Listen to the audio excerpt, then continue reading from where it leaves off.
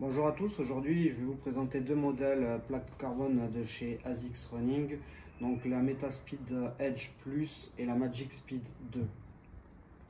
Donc avant de comparer ces deux chaussures qui sont plutôt complémentaires, je vais commencer par parler de la Metaspeed Edge Plus.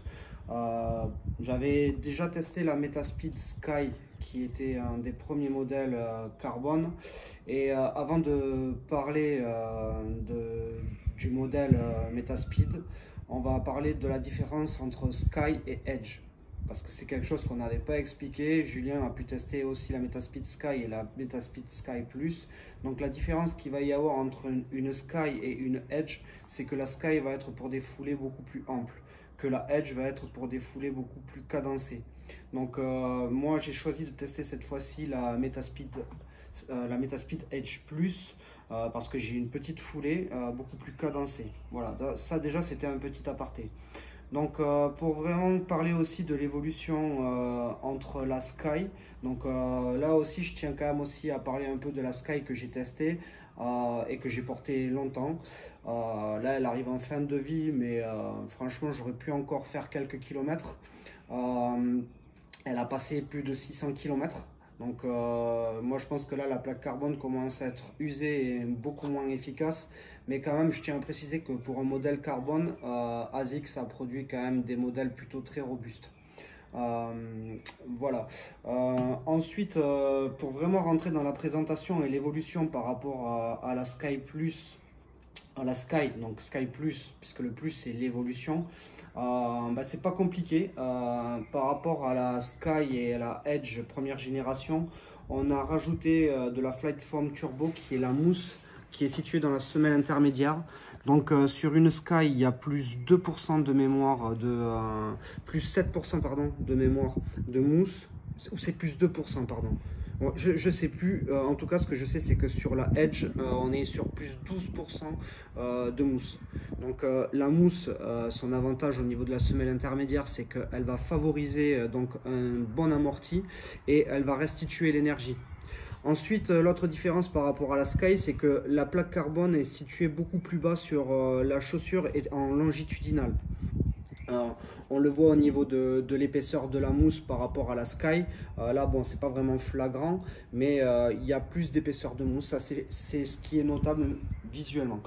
Au niveau du mesh, il a été amélioré, mais c'est surtout au niveau du lassage, où on a fait un lassage qui n'est pas somme toute classique. On le voit, il est un petit peu cranté, ce qui fait que en fait, quand on le serre, on va pas avoir des lacets qui se défont. Voilà, c'est un peu plus, il y a des crans en fait, ce qui fait que quand on serre, le lacet va pas se défaire. On a toujours cette base au niveau du rocker. On a un tendon d'Achille qui est vraiment bien protégé avec un talon qui est relativement rembourré. On est sur une semelle de propreté somme toute classique, hein. Elle se décroche pas, donc pour mettre une semelle orthopédique ça sera un petit peu compliqué. Au niveau de la languette, elle est très très fine, comme celle de la première génération. Bon, moi j'ai pas eu d'usure, hein. La chaussure elle a plus de 600 km. Le seul petit point, c'est pour l'enfiler. À chaque fois je suis obligé de quand même bien écarter pour enfiler mon pied et pour éviter d'avoir des plis de la languette sur le coup de pied. Que dire de plus au niveau de ce modèle? On est sur un drop de 8 mm et un poids de 200 grammes sur une chaussure taille 42. Donc relativement léger, ça sera pour les moins de 75 kg. C'est une chaussure qui va être destinée, comme tous les autres modèles des autres marques, hein, pour du 5 km très rapide et jusqu'au marathon. Voilà. Au niveau de la semelle extérieure, j'ai pas noté de différence méga notable par rapport à la semelle extérieure. On a les zones caoutchoutées noires qui sont situées sur les mêmes endroits. Voilà, juste peut-être les cercles qui sont un peu plus épais sur le nouveau modèle. On a le rocker peut-être qui est un tout petit peu plus accentué sur la nouvelle génération. Voilà, là on peut le voir de façon plongeante. Voilà, on va avoir un rocker pour la propulsion vers l'avant beaucoup plus prononcé que sur les premières générations. Voilà. Moi je vais la garder pour du marathon de Paris et pour aller chercher une fois de plus moins de 3 heures. On est sur un modèle performance super beau. Là, ils ont développé un autre coloris qui est bleu turquoise. S'il faut noter aussi que, je sais pas si je l'ai dit, mais on est sur un mesh qui est éco. Donc voilà, relativement léger, il n'y a plus qu'à y aller. Ensuite, une nouveauté pour moi, la Magic Speed 2. Voilà, c'est la deuxième génération. Là, pour la peine, j'ai pas du tout porté ce modèle première génération. Ça va être une découverte totale. Sur l'affiche, ça a écrit qu'on est sur un drop de 7 mm. Donc 1 mm de moins que sur la Edge Plus. On les distingue, pour les distinguer, c'est vrai qu'au niveau du coloris c'est un peu compliqué, mais voilà, en fait ce qui va la différencier, c'est le lassage donc, qui est vraiment beaucoup plus classique que sur la Edge Plus. Au niveau de la languette, elle est un tout petit peu plus épaisse et moins fine que sur la Edge.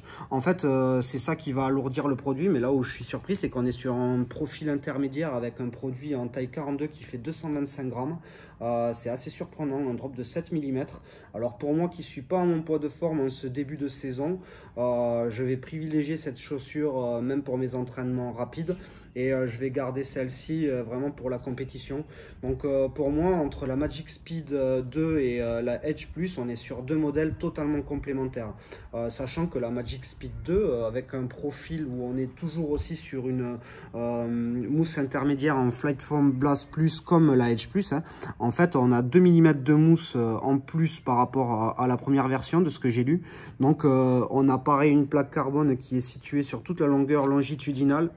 La semelle extérieure, elle est vraiment assez similaire à la semelle extérieure de la Edge Plus. Metarocker, pareil sur le Magic Speed 2, on est sur un Metarocker plutôt accentué pour une meilleure propulsion vers l'avant. Donc c'est assez surprenant. Sur ces deux modèles, on ne va pas avoir des modèles méga flexibles, hein. Elles ont une plaque de carbone située sur toute la longueur de la chaussure. Donc c'est pas flexible tant longitudinalement que latéralement sur les deux chaussures. Donc ça reste quand même des produits assez stables. Pour moi c'est assez surprenant. On est sur deux modèles donc qui sont pas à confronter, mais on est plutôt sur deux modèles complémentaires. Moi je vais utiliser cette chaussure pour mes entraînements plus longs. Voilà, mais pour du marathon et pour des gens qui vont chercher entre 2h50 et 3h30, hein, ça fait l'affaire, hein, même au-delà un petit peu. Donc voilà, surprenant et hâte d'aller tester ça sur le terrain. Et je vais vous en dire plus dans mon écrit. Salut!